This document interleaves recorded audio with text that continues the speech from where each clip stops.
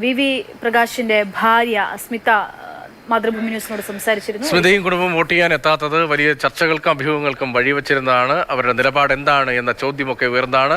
അല്പം മുമ്പ് മാതൃഭൂമി ന്യൂസുമായി സംസാരിച്ചു. ആദ്യ പ്രതികരണമാണ്. ആ പ്രതികരണം പൂർണ്ണമായി ഒന്ന് കേൾക്കാം. രാവിലെ നിങ്ങൾ ഇവിടെ ഇല്ലാത്തത് വലിയ തോതിൽ ചർച്ചയായിരുന്നു. അൻവറൊക്കെ വിഷയം ഉന്നയിക്കുന്നുണ്ടായിരുന്നു, കണ്ടിരുന്നോ? ഇല്ല, ഞങ്ങൾ കണ്ടിട്ടില്ല. എന്തേ വൈകിയത്? ഞങ്ങളൊരു പേഴ്സണൽ ആവശ്യത്തിന് 3 ദിവസമായി ഇവിടുന്ന് പോയിട്ട്. തിരിച്ചു വരണ്ടേ, കണ്ണൂരല്ലേ.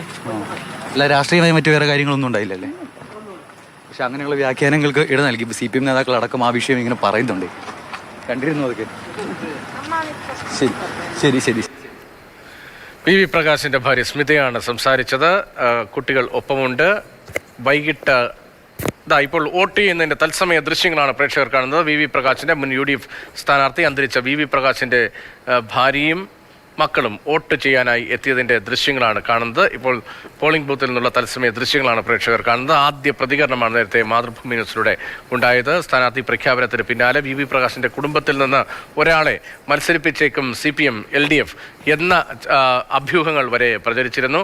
കുടുംബവുമായി CPM നേതാക്കൾ ബന്ധപ്പെട്ടിരുന്നു എന്ന വിവരം ഉൾപ്പെടെ പിന്നീട് പുറത്തു വന്നതുമാണ്.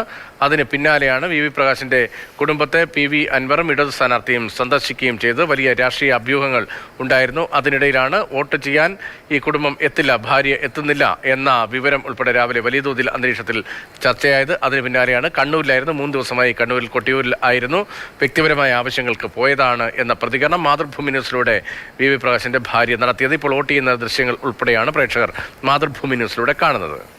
അമൽ തേനമ്പറമ്പിലുണ്ട്. അമൽ, ഇപ്പോൾ വോട്ട് രേഖപ്പെടുത്തി മടങ്ങിയിരിക്കുകയാണ്. സ്മിതയും മകളും വോട്ട് രേഖപ്പെടുത്തി മടങ്ങുന്നു. മാധ്യമപ്രവർത്തകർ